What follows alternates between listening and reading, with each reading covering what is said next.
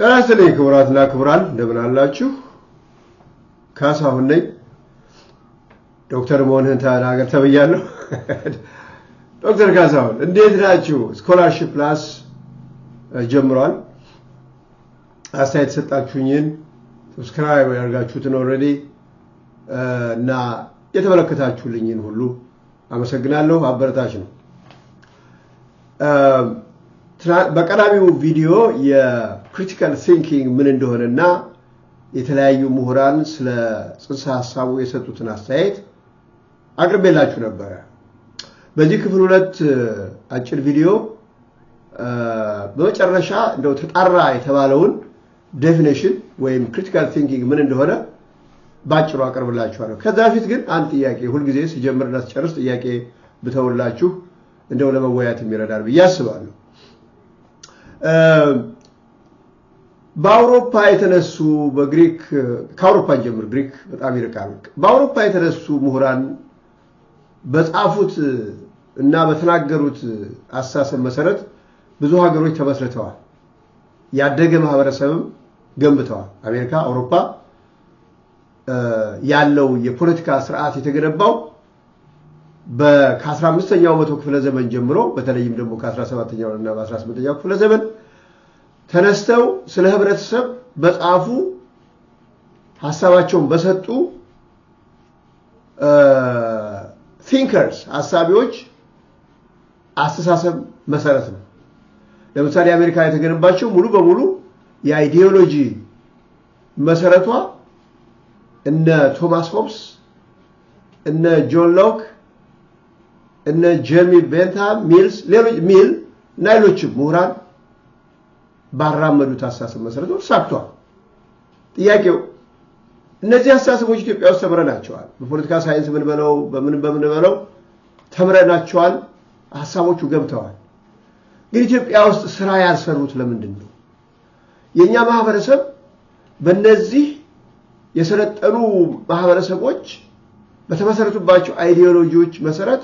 ለውጥ ማምጣት ያልተቻለው ወይም በዛ ስርዓት መሰረት መሄድ ያልቻለው ለምንድን ነው ጥያቄ ይሄ ነው በሌላ አነጋገር የኛ ማህበረሰብ የሳይንስ ማህበረሰብ መሆን ያልቻለው ለምንድን ነው እስቲ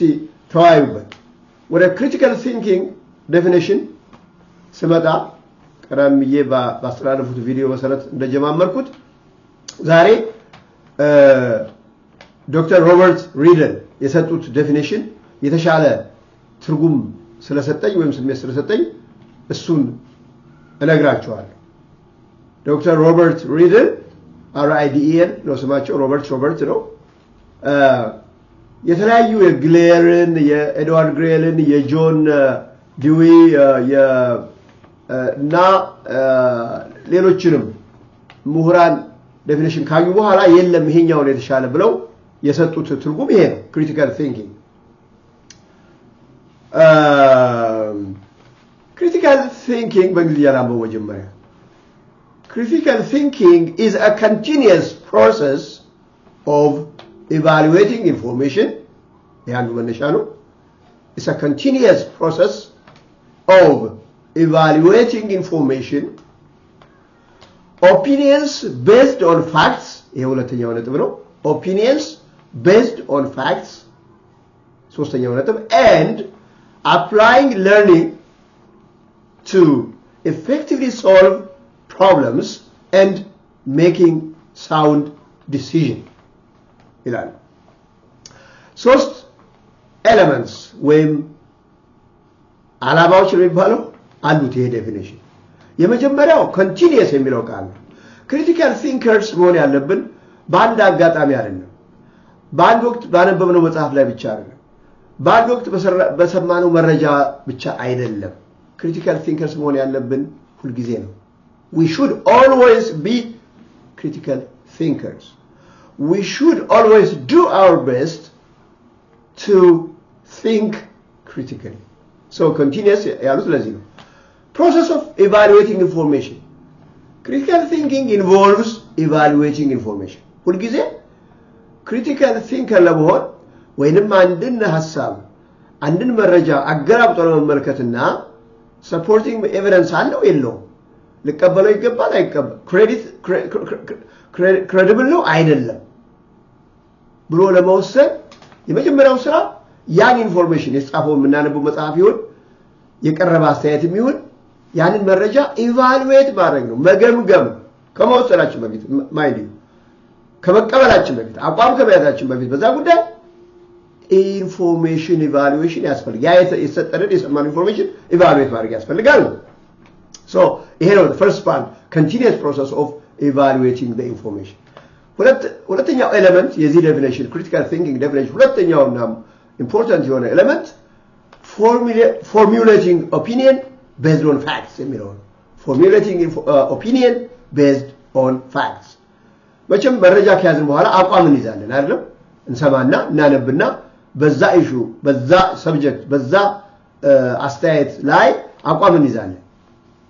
የኢንፎርሜሽን ኢቫሉዌሽን አላማው ይሄ ነው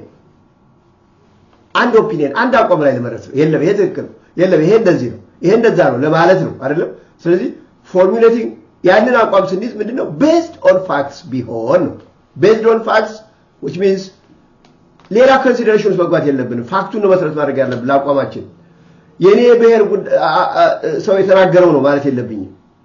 ይሄማ እሱ የኔ ሰው ነው እንዴት ተቃወማለሁ የሱ አስተሳሰብ ትክክል ማለት የለብኝም ፋክት ነው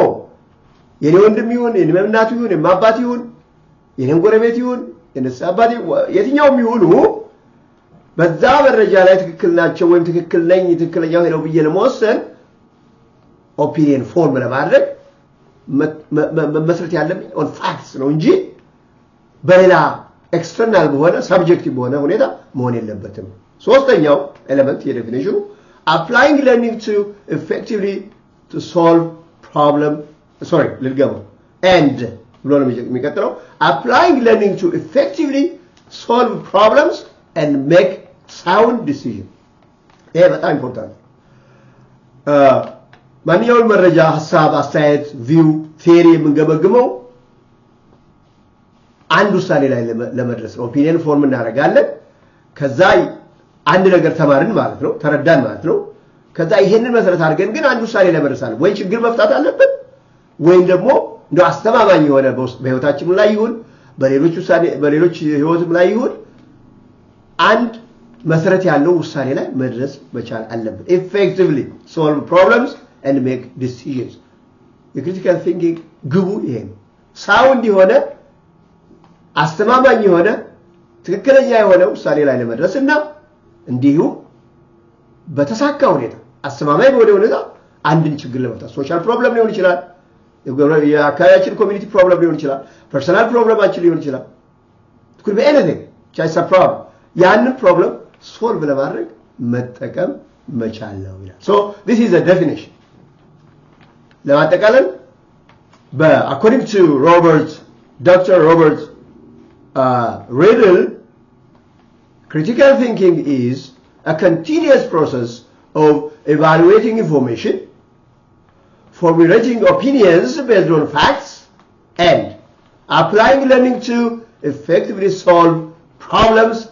and make sound decision ለዛሬ በዚሁ አበቃለሁ በሚቀጥለው ቪዲዮ አገኛችኋለሁ ጤና ይስጥልኝ